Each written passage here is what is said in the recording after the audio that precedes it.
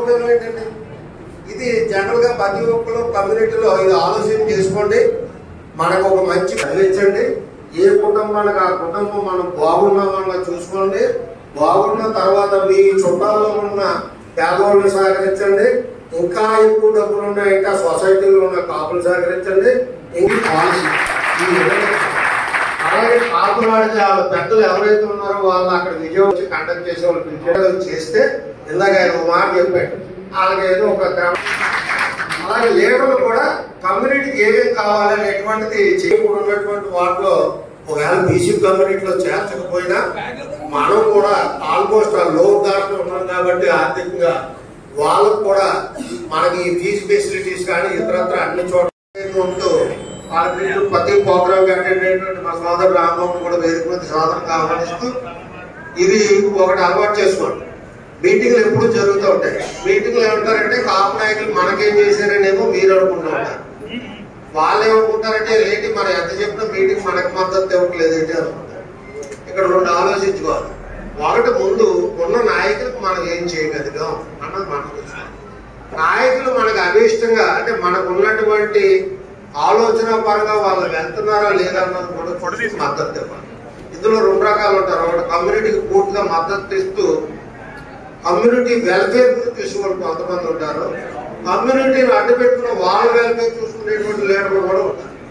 ఆ రెండాటిని మీరు బేరీ చేసుకుని నాన్ పొలిటికల్ కమ్యూనల్ ఆర్గనైజేషన్ ఏది ఉంటుందో దానికి మాత్రమే మీరు మద్దతు ఇవ్వండి. పార్టీల పరంగా వచ్చి తర్వాత ఇక్కడ వచ్చేమో పార్టీలకు అతీతం అని చెప్పి తర్వాత పార్టీలకు వెళ్తున్నటువంటి వాళ్ళు ఆ పార్టీకి యూజ్ చేసుకోవడానికి మనం చూస్తాం. అది చాలా జాగ్రత్తగా చూస్తాం.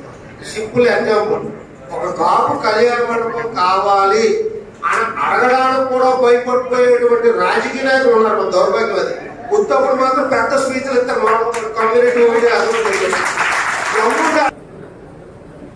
రాష్ట్రంలో కాపునాడు మూవ్మెంట్ స్టార్ట్ చేసి విజయవాడలో 50 సంవత్సరాల పూర్తయిన సందర్భంగా విజయవాడలో ఒక భారీ బహిరంగ సభకి మేము ప్లాన్ చేస్తున్నాం.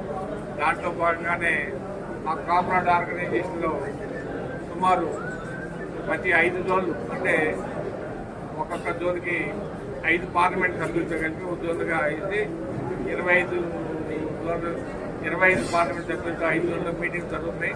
ఇది జోన్ 2 సమావేశం రాజమండ్రి. ఇది ఈ జోన్ 2 సమావేశంలో మేము విజయవాడలో జరగబోయే కాపునాడు బహిరంగ సభకి వేలాదిగా లక్షలాదిగా రమ్మని చెప్పి పిలుపు ఇవ్వడానికి రాజమండ్రి రావడం జరిగింది.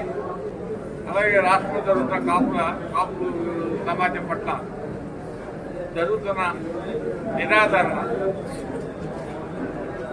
దాన్ని వెలుగెత్తి చూపించాలని, అంటే రాష్ట్రంలో జరుగుతున్న పరిపాలన మీద కూడా మంచి అవగాహనతో కాపు సామాజిక వర్గ ఉందని చెప్పి వారి ఆకాంక్షని జనాలకు తెలియజేయాలనే ఉద్దేశంతో ఈ రాజమండ్రి మీటింగ్ ద్వారా వరుసగా అక్కడ ఏంటంటే మాకు ఇది జోన్ 2 మీటింగ్ అయిపోయిన తర్వాత నెక్స్ట్ సండే వైజాగ్ తర్వాత నవంబర్ 2 అనంతపురం ఇలా జోన్ల వారికి సమావేశాలు ఏర్పాటు చేసుకుని లక్షలాదిగా విజయవాడ మహాసభకు తరలిరావాలని పిలుపునివ్వడానికి సమావేశం కోసం దీంట్లో ప్రధానంగా చర్చించే విషయం ఏంటంటే కాపు విదేశీ విద్యా పథకానికి బడ్జెట్ రిలీజ్ చేయాలి, శాంక్షన్ పెండింగ్ ఉన్న వాళ్ళందరూ రిలీజ్ చేయాలి. అంటే అలాగే కాపు భవనాలని ప్రతి నియోజకవర్గ స్థాయిలో పార్లమెంట్ స్థాయిలో పెద్దది చిన్న భవనాలు నియోజకవర్గ స్థాయిలో ఏర్పాటు చేయాలని చెప్పి, అలాగే కాపు రాజకీయంగా సామాజిక పరంగా ఆర్థిక పరంగా మా వారి ఉన్నత స్థానాల్లో మా మాట ప్రకారం మాకు అందజేయాలని చెప్పి ప్రభుత్వాన్ని డిమాండ్ చేయడానికి రేపు విజయవాడలో తరపు సమావేశాన్ని ఏర్పాటు చేస్తాం. డిసెంబర్ సెకండ్ వీక్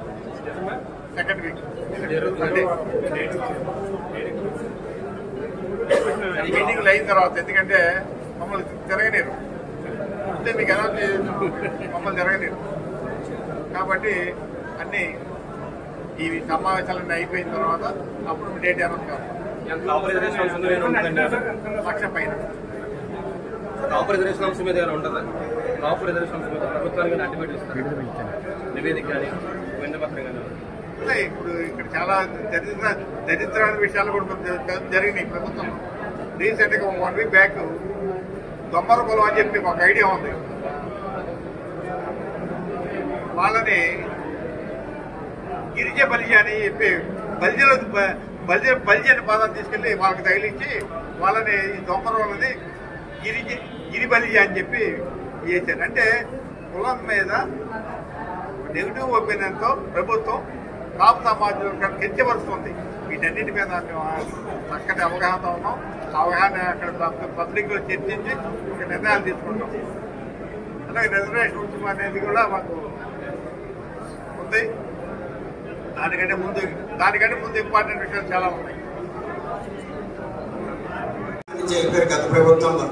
కానీ ఈ ప్రభుత్వం వచ్చిన తర్వాత మా కార్యవర్గం మరి రాజమండ్రిలో మా కాపులకి కమ్యూనిటీ హాల్ కావాలి, అలాగే రాష్ట్ర వ్యాప్తంగా ప్రతి జిల్లాలో కూడా ప్రతి జిల్లా కేంద్రంలో కూడా కాపు కమ్యూనిటీ హాల్ నిర్మించుకోవడానికి స్థలం ఇవ్వాలని లేదా బిల్డింగ్ అన్నా కట్టించేవాళ్ళని చెప్పేసి గౌరవ ముఖ్యమంత్రి నారా చంద్రబాబు నాయుడు గారిని స్వయంగా మా కార్యవర్గం వెళ్ళి కలిసాము.